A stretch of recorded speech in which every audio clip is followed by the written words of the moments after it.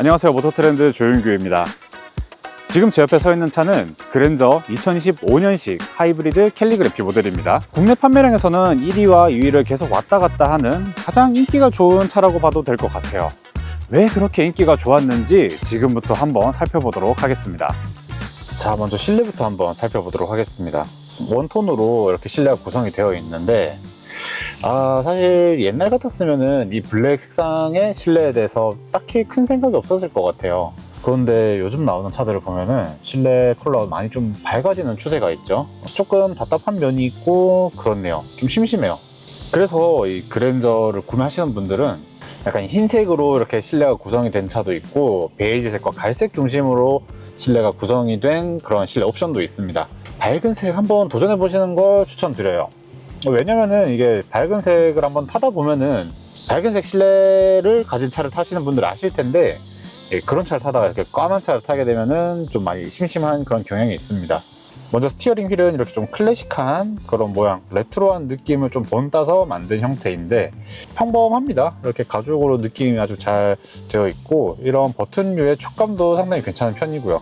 사실 디자인 자체는 조금 어색한 느낌? 아직까지는 저한테 익숙하지 않은 그런 느낌이 조금 있어요. 특히 이렇게 클락션부터 아래쪽으로 좀 퉁퉁해지는 그런 디자인이기 때문에 핸들을 돌리다 보면은 휠의 여러 부분들을 잡게 되는데, 그럴 때 이렇게 다른 부분들을 잡다가 이 아랫부분에 딱 손이 오면은 약간 이질적인 그런 느낌이 들거든요. 이게 뭐 좋다 싫다 그런 건 아니고 디자인적인 특성이라고 봐주시면 될 것 같습니다. 스티어링 휠의 드라이브 모드는 이렇게 가운데에 박혀져 있고, 누르면은 이렇게 에코, 스포츠, 마이 드라이브 이렇게 세 가지 드라이브 모드가 있어요. 일자로 쭉 이어지는 이런 디스플레이 구성은 이미 익숙하실 겁니다. 그리고 내부에 들어가는 인포테인먼트 시스템은 CCNC라고 부르는 현대의 새로운 그런 시스템이죠. 사실 이 시스템이 CCNC로 업데이트 되고 난 이후에 만족도가 훨씬 더 커진 것 같습니다. 그 안에 담고 있는 컨텐츠가 그렇게 대단히 바뀌었다 이런 거는 크게 없는 것 같아요. 기능이 추가된 건 있겠죠. 예를 들어 이런 시네마 모드처럼 이렇게 OTT 서비스를 이용할 수 있는 시네마 모드 같은 게 새롭게 추가된 기능이라고 볼 수 있는데, 사용성을 조금 더 개선하고 그리고 그래픽을 조금 더 예쁘게 바꾸고 이런 것들이 특징이 아닐까 싶습니다. 물론 OTA 시스템을 통해 앞으로의 업데이트 여지가 더 많은 것도 장점이라고 볼 수 있죠. 이렇게 메뉴를 보시게 되면 빌트인 캠 같은 경우 이 차의 옵션으로 들어가 있게 되는데, 빌트인 캠 2 같은 경우에는 선택할 만한 이유가 된다고 생각하는 게, 예전에 빌트인 캠 1 같은 경우에는 화질도 조금 떨어지고 또 음성 녹음도 안 되어 가지고 불편한 경우가 좀 있었다고 하더라고요. 그런데 빌트인 캠 2로 넘어오면서 소리 녹음도 되고 화질도 크게 개선이 됐기 때문에, 제가 만약에 그랜저를 선택하게 되면 이 빌트인 캠 2만큼은 꼭 넣고 싶은 옵션이라고 말씀드릴 수 있겠네요. 저는 하나 좀 꼽아보고 싶은 게 라이트가 아닐까 싶어요. 사실 이거는 장점이 될 수도 있고 단점이 될 수도 있겠습니다만은, 여기 실내 무드 조명에 들어오시면 색상을 변경할 수가 있는데, 이렇게 기본으로 설정된 색깔 외에도 이렇게 총 64가지의 색상을 선택할 수 있다고 해요. 그런데 요즘 다른 차들, 앰비언트 라이트를 되게 강조하는 그런 차들에 비하면은 이 그랜저 앰비언트 라이트는 비교적 좀 심심한 면이 없지 않아 있는데, 이 차의 주요 고객층들의 성향을 생각을 해본다면은 굳이 그렇게 화려해야 할까, 그런 생각이 들긴 합니다. 이렇게 센터 디스플레이를 보다가 시선을 아래로 내리면은 이렇게 물리 버튼들이 조금 자리 잡고 있는데, 저는 물리 버튼들이 아직은 조금 더 좋다고 생각하는 편이라서 이런 버튼들 기본적으로 구성되어 있는 건 되게 반갑고요. 그리고 그 아래를 보시면은 공조장치를 조작하는 곳은 이렇게 디스플레이로 조작할 수 있게 되어 있어요. 이런 오토홀드 버튼이나 주행 중에 생각보다 손이 자주 가는 곳은 제가 딱 앉아있을 때 바로 손이 닿을 수 있게 이렇게 구성되어 있는 거는 참 마음에 들고, 그리고 그 아래를 보시면 센터 콘솔에는 이제 C타입 포트가 2개가 있고요. 가운데 버튼을 누르면 왼쪽 포트가 충전 전용으로 할지 그리고 유선 연결도 겸할지 이렇게 선택을 할 수가 있습니다. 이렇게 군데군데 만져보면은 손이 갈 만한 곳에는 웬만하면 다 가죽으로 싸놓고, 만져봤을 때 이렇게 저렴한 느낌이 든다거나 하는 부분이 있으면 안 되겠죠. 그렇게 잘 구성을 해 놓은 모습입니다. 실내는 이 정도 살펴보도록 하고 이제 주행으로 한번 넘어가 보도록 하겠습니다. 자, 이제 그랜저 하이브리드를 타고 밖으로 나왔습니다. 일단 파워트레인에서는 기존 하이브리드와 크게 변경된 건 없습니다. 시스템 총 출력은 240마력이고 1.6L 가솔린 터보 엔진에 6단 자동 변속기랑 하이브리드 시스템을 더한 구성이죠. 사실 출력 자체는 뭐 이 정도 크기와 덩치를 끌고 나가는데 큰 무리는 없어 보입니다. 저속에서는 전기 모터가 충분하게 힘을 보태주고 있고, 이제 속도를 올려가게 되면은 엔진이 개입을 하는데, 뭐 그 과정 역시 정말 자연스럽게 계기판을 보고 있지 않으면은 언제 엔진이 켜고 꺼지는지 그렇게 막 신경 쓰일 정도는 아니에요. 그냥 귀를 살짝 기울이고 몸에 감각에서 오는 뭐 엔진이 켜졌네 이런 느낌은 있지만, 이렇게 전기 모터와 내연기관이 왔다 갔다 할 때의 이런 이질감 같은 것도 이제는 사실상 없다고 봐도 되는 수준입니다.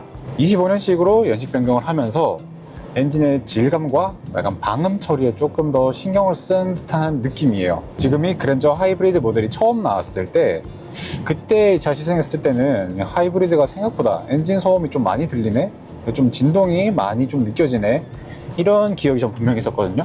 근데 이번 연식 변경 모델은 운전해 보니까 그때 느꼈던 그런 약간 불편한 감정들, 그런 불쾌한 감각들, 이런 것들은 아주 잘 잡아낸 그런 모습입니다. 그럼 여러분들 하이브리드는 연비가 굉장히 궁금해 하실 거잖아요. 제가 따로 시승을 좀 했을 때 시내 연비, 완전 꽉 막히는 시내에서도 약 한 11km 정도, 10km에서 11km 정도 연비가 확보되는 걸 볼 수 있었고, 그리고 조금 길이 풀린다 싶으면 뭐 한 13, 14, 그리고 고속도로에서는 한 17km에서 18km까지 나오는 걸 볼 수가 있었습니다. 크게 연비를 신경 쓰지 않고 그냥 뭐 도로 흐름에 맞춰서 달린 게 그 정도 연비다 라는 걸 참고해 주셨으면 좋겠는데요. 20인치 휠을 끼웠을 때도 그 정도 연비가 나온다는 거죠. 만약에 뭐 휠 사이즈를 줄이면 뭐 연비가 더 잘 나올 수 있지 않을까, 네, 이런 생각이 드네요. 그랜저는 어쨌든 현대자동차의 플래그십 모델이잖아요. 기한급 모델답게 뭐 이런 도로를 달릴 때 굉장히 조용하고 편안한 세팅이 먼저 느껴집니다. 방음 처리 같은 경우야 이 차도 액티브 노이즈 캔슬링 그런 기능들이 들어가 있고, 흡차음제도 많이 썼고, 또 앞유리 뒷유리 모두 이중 접합 유리를 사용하고 있기 때문에 귀에 거슬리는 그런 게 있지는 않습니다. 자, 그리고 승차감에 대해서 이야기를 하고 싶은데요. 그랜저 승차감에 대해서는 요즘 되게 말이 많더라고요. 반응이 극과 극인 걸 많이 느꼈어요. 근데 제가 지금 타고 있을 때는 부드럽다가도 단단하고, 부드러웠으면 싶은 구간에는 조금 단단하게 반응하고, 조금 단단하게 버텨줬으면 좋을 때는 오히려 부드럽게 반응하는 그런 느낌이 있더라고요. 그래서 현대차 요즘에 뭐 인터넷 댓글로 많이 말씀하시는 그런 물침대 세팅, 그게 이유가 뭘까 라고 좀 생각을 해봤는데, 아무래도 이 차를 타시는 분들의 그런 취향을 고려할 수밖에 없었을 거예요. 운전의 재미라는 표현을 많이 쓰잖아요. 그런데 과연 그 운전의 재미라는 게 모두에게 통용되는 말일까요? 그 운전의 재미라는 걸 조금 다르게 생각해보면은, 조금 누군가에겐 단단하고 이렇게 불편함을 느낄 수 있는 그런 요소들이 있어야 뭐 운전의 재미가 있다, 이렇게 표현이 되기도 하더라고요. 그렇다면 이 그랜저가 가지고 있는 이러한 세팅, 사실 재미와는 거리가 정말 먼 세팅이거든요. 차선 변경을 할 때나 이럴 때 보면은 차가 전체적으로 좀 롤링도 있고 좀 출렁출렁하는 이런 느낌이 있습니다. 그게 잘못된 세팅이냐라고 봤을 때는 저는 또 그렇진 않다고 생각해요. 타겟층에 맞춘 세팅이라고 생각했을 때는 그랜저 세팅은 상당히 괜찮은 것 같습니다.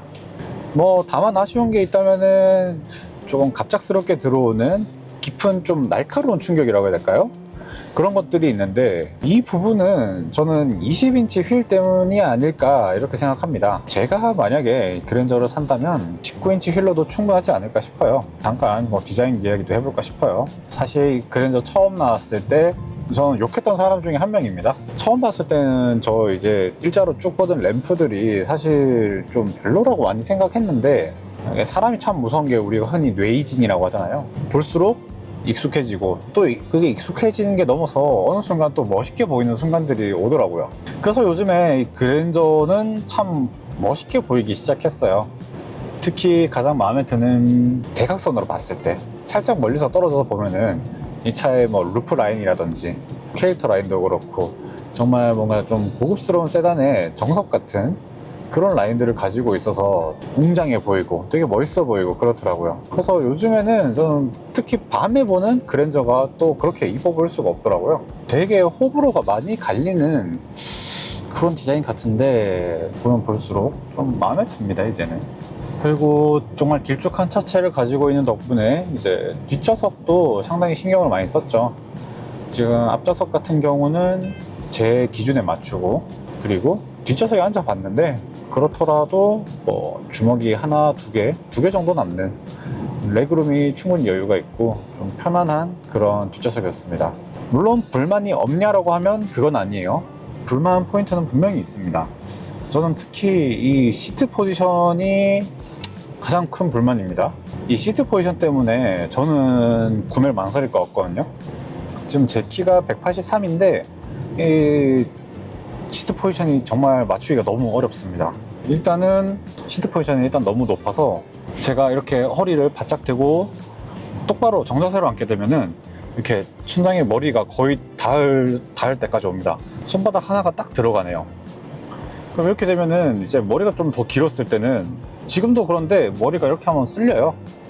아, 이게 싫으니까 엉덩이를 앞으로 살짝 빼게 되고, 그러다 보니까 또 다리가 가까워지죠.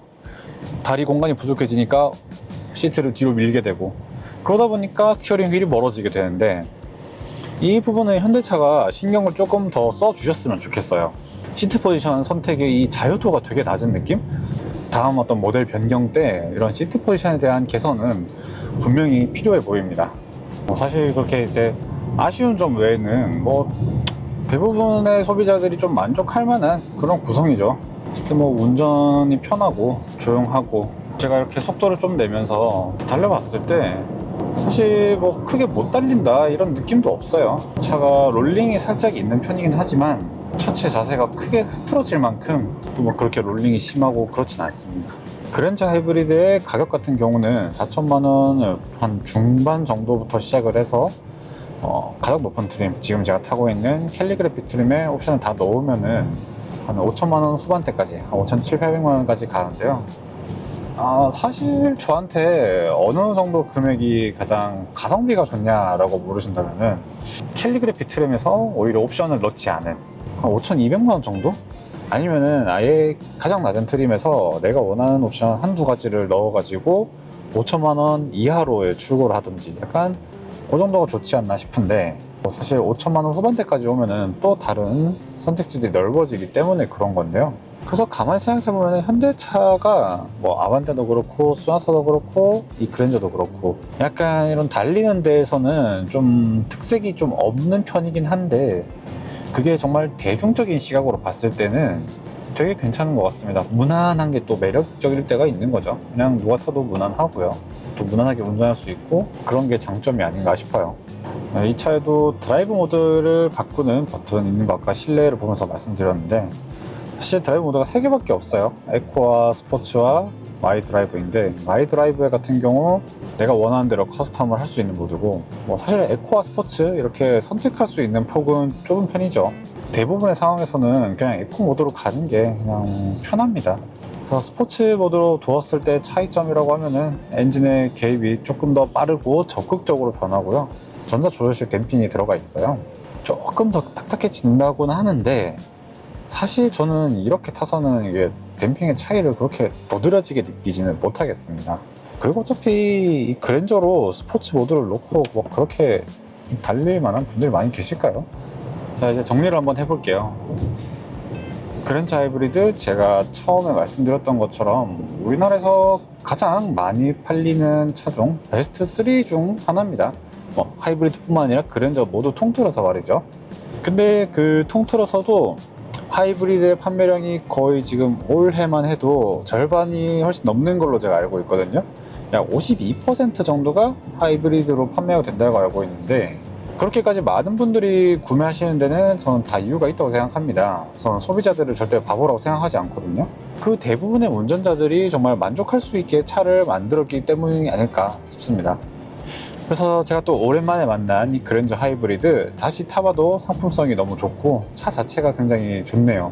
다만 지금의 저에게는 어울리지 않는 차여서 뭐 선택을 하라고 하면은 같은 돈으로 좀 다른 차를 선택을 할 것 같긴 한데, 제가 나중에 나이를 조금 더 먹고 이런 차를 찾는 순간이 저도 언젠가는 올 것 같습니다.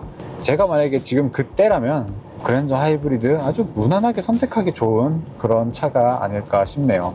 네, 지금까지 그랜저 하이브리드 2025년식 연식 변경 모델 캘리그래피 트림을 살펴봤고요.